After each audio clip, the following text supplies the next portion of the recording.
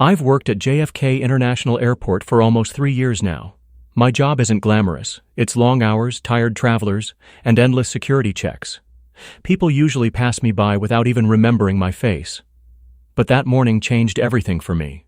I remember the sound first, the rolling of suitcase wheels against the floor, sharp and steady.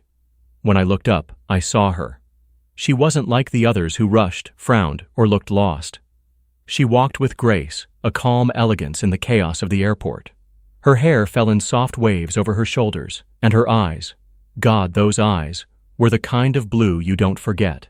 Not sky blue, not ocean blue, but something deeper, like a storm hiding inside. I froze for a second, forgetting I was on duty, forgetting I had to be professional. My chest tightened as though something inside me whispered, "There. That's her." She stepped into my security line. For the first time in my career, I felt nervous while checking someone's passport. Her name read Sophia Carter. Even the way she said hello felt warm, like music sliding through the noise of impatient travelers. I forced myself to stay calm. "Just routine screening, ma'am," I said, trying not to let my voice shake. She smiled, and I swear my heart skipped a beat. But then, everything flipped. When her carry-on bag went through the scanner, the alarm buzzed red. My colleague called me over. "Hey, check this out." We unzipped her bag, and my stomach dropped. Inside, packed under folded clothes, were several plastic-wrapped packets. My colleague's eyes widened. "This is drugs. Must be at least 30 kilos. The atmosphere shifted instantly. Passengers nearby stared. My supervisor rushed over. Sophia's eyes widened in shock. "What? That's not mine," she cried, her voice trembling. "I don't even know how that got there." I should have treated her like every other suspect, cold, detached, following protocol. But looking into her eyes, I saw something different. Panic, yes, but also innocence. Not the fake innocence I'd seen before with real smugglers. This felt real. Security escorted her to the holding room. She kept repeating, "It's not my bag. Please, listen to me." But no one cared. To them, she was just another criminal. Except to me. That night, after my shift, I couldn't sleep. Her face haunted me. Her voice echoed in my ears. Something felt off. Smugglers rarely looked that shocked. They usually tried to run or bargain. But Sophia? She looked like her whole world had collapsed. I broke the biggest rule I could have as an officer. I decided to look into it myself. I pulled the CCTV footage from the baggage check area before her line. Hours of recordings, frame by frame. And then I saw it. A man wearing a baseball cap walking close behind her. He had a bag almost identical to hers. In one swift moment, he switched it when she looked away. My heart pounded. She wasn't lying. She really was innocent. For the first time in years, my job wasn't just about rules and regulations. It was about saving someone who didn't deserve what was happening to her. And maybe, just maybe, it was also about the way she made me feel. I knew what I was doing could get me fired, or worse. As a federal security officer, tampering with an ongoing case was strictly against protocol. But there was no way I could forget what I'd seen in those CCTV recordings. Sophia hadn't smuggled anything. Someone had framed her. The next morning, before my shift officially began, I went straight to the restricted area, where suspects were kept for questioning. My badge gave me access, though I wasn't technically assigned to her case. She was sitting in the corner of a gray, windowless room, her hands cuffed loosely in front of her. She looked tired, like she hadn't slept at all. But even in that moment, with her hair messy and her eyes swollen from crying, she was the most beautiful thing I'd ever seen. When she looked up and saw me, her expression changed from fear to hope. "You," she whispered. "Please. You believe me, don't you?" For a second, I just stood there, caught between my duty and my heart. Finally, I nodded. "I saw the footage. Someone switched your bag." Tears filled her blue eyes. She leaned forward, her voice trembling. "I told them. I told everyone. But no one listened. They all look at me like I'm a criminal. I swear, I've never even touched drugs in my life." Something inside me cracked wide open. I pulled out a chair and sat across from her. "Listen, Sophia, I'm not supposed to be here. If anyone finds out, I could lose my job, but I'm going to help you. I don't know why, but I can't just walk away." She stared at me, like she was trying to understand why a stranger would risk so much for her. Then she whispered, "Why?" I swallowed hard. I couldn't tell her the full truth, that the moment I saw her, something inside me shifted. That I felt connected to her in a way I couldn't explain. So I just said, "Because you don't deserve this." For the first time since yesterday, a small smile tugged at her lips, and God, that smile could have lit up the entire airport. I leaned in closer, lowering my voice. "Do you remember the man behind you in the security line? Baseball cap, leather jacket?" Her brows furrowed as she tried to recall, then she gasped. "Yes, he bumped into me. I thought it was an accident." "It wasn't. I saw the footage. He switched your bag." Her hands tightened around the cuffs. "So then you can tell them, you can prove it." I shook my head slowly. "It's not that simple. The guy's face wasn't clear in the video. If I go to my supervisor without solid proof, they'll think I'm covering for you. I need more evidence." Her hope flickered like a candle in the wind. "Then what happens to me?" I hesitated. The truth was, without help, she'd be formally charged within 48 hours. But I couldn't let her see that fear. "Just trust me," I said firmly. "I won't let this ruin your life." She closed her eyes, a single tear sliding down her cheek. And when she opened them again, her gaze locked on mine with a softness that made my chest ache. "I don't even know your name," she whispered. I almost smiled. "Daniel," I said. "Officer Daniel Hayes." "Thank you, Daniel," she whispered, "for believing me when no one else does." At that moment, I knew I was in too deep. This wasn't just about clearing her name anymore. It was about her, the way she made me feel alive in a job that had numbed me for years. I left the holding room with my heart racing. I had 48 hours to find proof, or Sophia would be charged with international drug trafficking. And I couldn't let that happen. For the first time in my life, I was willing to break every rule. For her. The next 48 hours felt like a ticking bomb strapped to my chest. Every second that passed brought Sophia closer to being charged for a crime she didn't commit. I knew if I was going to save her, I had to move fast, and move carefully. I started where any investigator would, the footage. After my shift ended, I sneaked back into the control room. The cameras had caught the man in the baseball cap from several angles, though none of them were clear enough to make out his face. But one thing stood out. After switching Sophia's bag, he didn't board a flight. He melted back into the crowd and vanished. That told me two things. First, he wasn't a careless smuggler. He was deliberate. Second, whoever he wasn't traveling. He was delivering. I rewound the footage again and again until I noticed something small, almost invisible. The man had a tattoo on his wrist, barely visible when he reached up to adjust his cap. It looked like the outline of a snake wrapped around a dagger. I'd seen that symbol before, in reports about a drug cartel that smuggled shipments through major airports. My pulse raced. This was bigger than I thought. The next day, I casually brought it up with one of my colleagues in the break room. "Hey, you ever heard of a gang with a snake and dagger tattoo?" He raised a brow. "Yeah, DEA flagged that symbol last year. Some cartel out of Miami." "Why do you ask?" I forced a shrug. "Just something I read in a report." Inside, my heart was pounding. Sophia hadn't just been unlucky, she'd been targeted. But why her? Why out of thousands of passengers did they choose her bag? I needed to know more. That evening, I went off duty but didn't leave the airport. Instead, I followed a hunch. The man in the footage had disappeared near the baggage claim exit. Maybe he had someone waiting for him outside. I staked out the area for hours, watching people come and go. My eyes burned from the strain, but then I saw him. The same build, the same cap, slipping through the crowd like a shadow. My blood ran hot. I trailed him at a distance, careful not to draw attention. He walked out to the parking lot where a black SUV idled with tinted windows. He knocked twice, and the back door opened.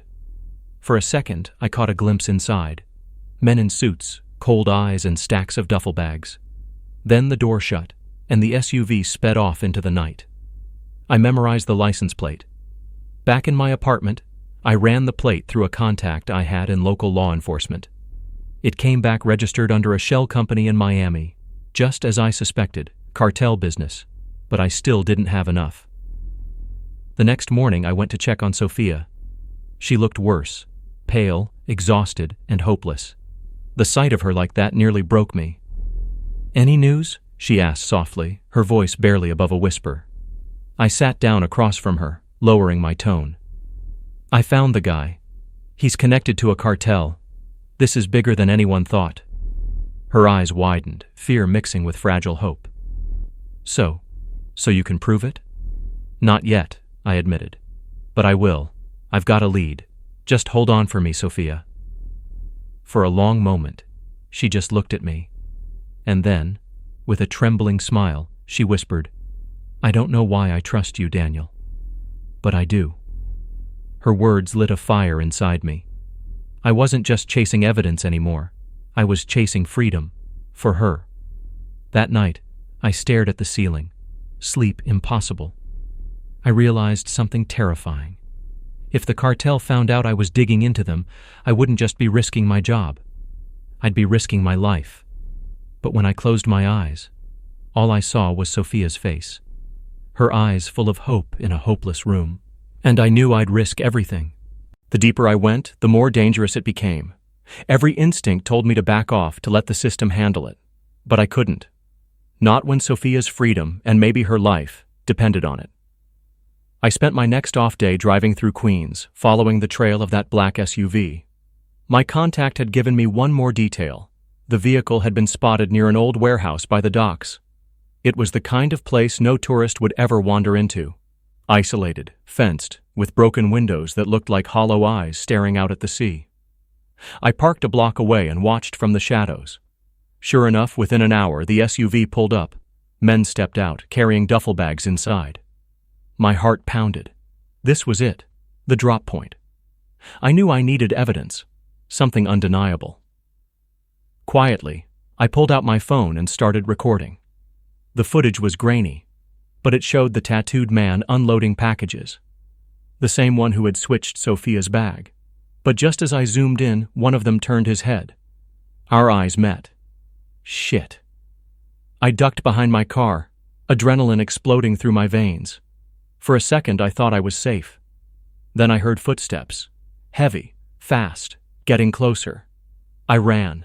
Through back streets, over fences, weaving between trash bins. My lungs burned as the footsteps thundered behind me.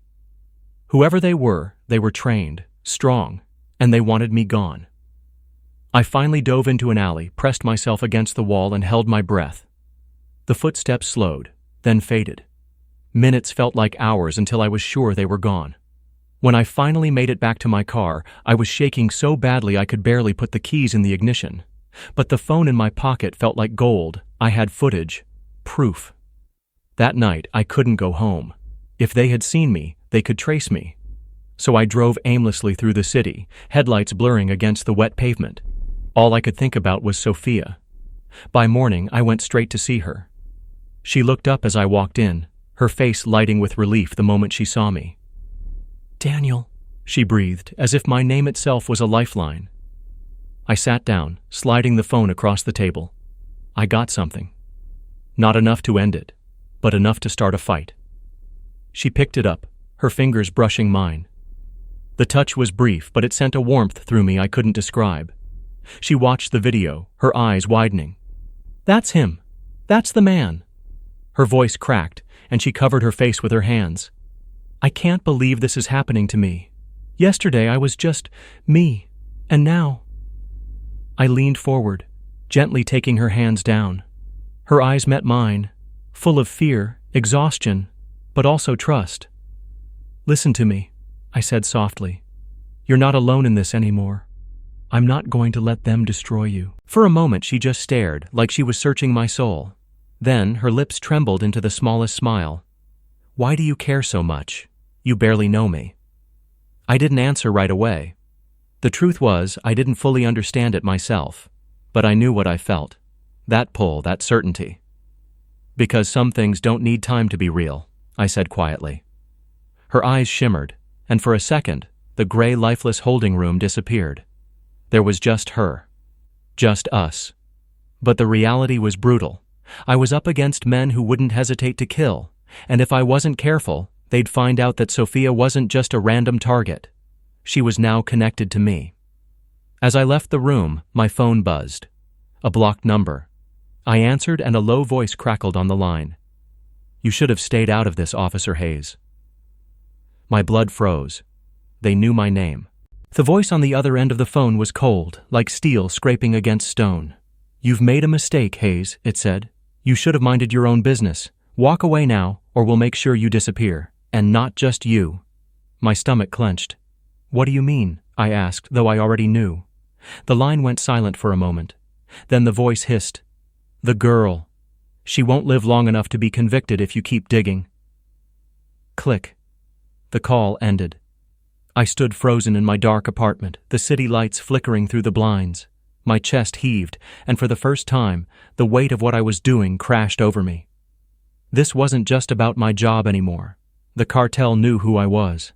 They knew about Sophia, and now her life was hanging by a thread. But when I closed my eyes, all I saw was her face. Those blue eyes filled with fear and hope. That trembling smile when I told her I believed her. There was no way I could back down now. The next morning, I walked into the detention center, trying to keep my face calm despite the storm inside me. Sophia looked up immediately, her eyes searching me like she could read the turmoil I was carrying. "You look different," she said softly. "What happened?" I hesitated, then sat across from her. "They know. The cartel. They called me last night." Her hands trembled as she gripped the table. "Daniel. Oh my God." "They threatened you," I admitted. "Which means one thing. They're scared. They know I'm getting close." She shook her head, tears forming. "You shouldn't be doing this. You'll get yourself killed. Please, just walk away." I leaned forward, my voice steady. "I can't. Not when your life is on the line." Her eyes locked onto mine, glistening. "Why? Why risk everything for me?" For a long moment, I didn't speak. The truth clawed at my chest, raw and undeniable. Finally, I whispered, "Because the moment I saw you, everything changed. I don't know how to explain it, but I know I can't lose you." Her breath hitched, and for the first time, she reached across the table and took my hand in hers. Her touch was soft, but it set fire to every nerve in my body. "Daniel," she whispered, her voice breaking. "No one has ever fought for me like this. Not even the people I thought I could trust. You're the only one who sees me, who believes me." I squeezed her hand gently, my thumb brushing her skin. For a second, the cold detention room disappeared, replaced by something fragile and beautiful. But reality came crashing back. I had less than 24 hours before she'd be charged, and now the cartel was watching every move I made. That night, I didn't go home. I stayed in my car outside the warehouse again, heart pounding every time headlights flashed across my windshield. I thought about Sophia, about the way her hand had fit in mine, and I swore I wouldn't let her down. At 2 a.m., the SUV returned. Men filed out, laughing, carrying duffel bags inside. I lifted my phone, recording everything. And then I saw him again, the man with the tattoo. But this time, he wasn't just unloading. He was giving orders. He wasn't just a runner. He was a leader. I knew right then. I had to get this footage to the DEA. It was the only way to clear Sophia before time ran out. But as I drove away, headlights suddenly flared in my rearview mirror. A car was tailing me. My pulse spiked. I pressed the gas harder. The car followed. The cartel wasn't just warning me anymore. They were hunting me. The tires screamed against the asphalt as I swerved through empty streets at 3 a.m. The car behind me stayed glued to my bumper, headlights blinding in my rearview mirror. My pulse hammered in my ears. I cut down a side street, hoping to lose them, but they followed. Another turn. Another. Still there. Whoever was driving was skilled. This wasn't random. Finally, I spotted an underpass and made a split-second decision. I killed the lights, slammed the brakes, and swerved hard into the shadows beneath the bridge. My car skidded, heart leaping into my throat. The pursuing car roared past, tires shrieking as it overshot the turn. For a moment, relief crashed over me. I'd lost them. But then my phone buzzed. A text from a blocked number. "You can run, Hayes, but you can't hide.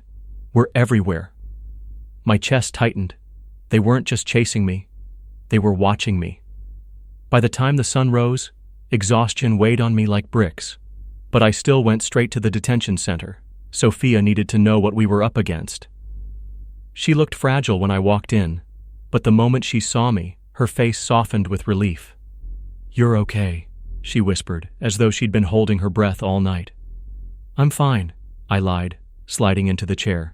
"But they're on me now. I can't protect you from the outside much longer." Her hands trembled. For a moment, she seemed like she wanted to say something, but held back. Finally, she looked me straight in the eyes. "Daniel, there's something you don't know about me." I frowned. "What do you mean?"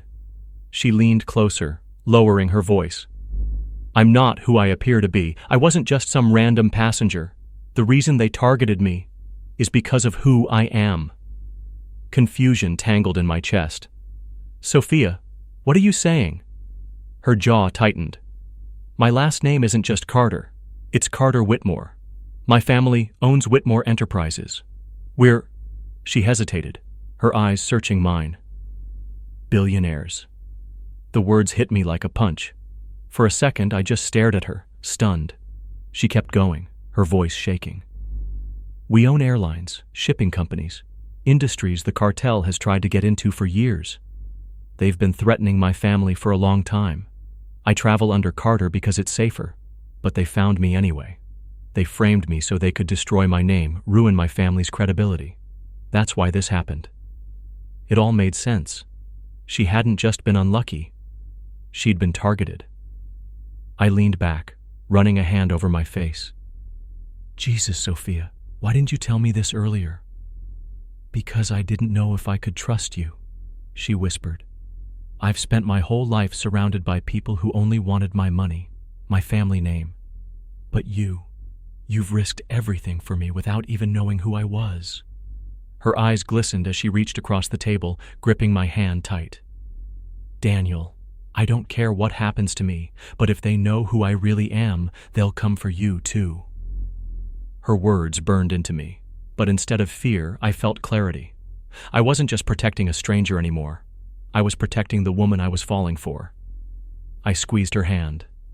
"Then let them come. I'm not walking away. Not now." For a moment, her lips parted like she wanted to say something more. But before she could, the guard called time. As I stood to leave, I glanced back at her. Those blue eyes followed me, filled with fear, gratitude, and something more, something unspoken but undeniable. That night, I sent the footage to my DEA contact, along with Sophia's revelation. If anyone could hit back at the cartel, it was them. But as I pressed send, a chill ran through me. Because in this war, exposing the truth meant painting a target on both of us, and I had a sinking feeling the cartel was already preparing their next move. The next 24 hours felt like walking on a live wire. Every second counted. I had handed over the footage to my DEA contact, but I knew the cartel wouldn't just wait quietly. By noon, the detention center was buzzing with tension. 2 DEA agents arrived, grim-faced, demanding to see Sophia. They had my video evidence, and they'd been tracking the cartel for months. My heart pounded as I stood in the hallway, waiting. After what felt like an eternity, the door opened. Sophia stepped out, no cuffs on her wrists. For the first time in days, she was free. The moment her eyes found mine, she ran straight into my arms. I held her tight, breathing in the scent of her hair, the warmth of her body against mine. She whispered against my chest, "You saved me, Daniel. You really saved me." I pulled back just enough to look into her eyes. "No, Sophia. We saved each other." But the battle wasn't over. The DEA had enough to raid the warehouse, but they needed me to go with them, my testimony, my ID of the tattooed man. Against every instinct screaming at me to protect Sophia, I agreed. That night, under the cover of darkness, I rode with the agents to the docks. The warehouse loomed like a beast waiting to devour us. Inside, I could hear the muffled shouts of men, the scrape of crates being moved. Then it happened. The DEA stormed in, guns drawn, shouts filling the air. Chaos exploded, men running, shots fired, duffel bags spilling open with white powder. In the middle of it all stood the tattooed man, barking orders, his eyes locking on me like a wolf recognizing its prey. "You!" he snarled. "I warned you!" But before he could reach for his weapon, DEA agents tackled him to the ground. The rest fell quickly after. Within minutes, the warehouse was under control. It was over.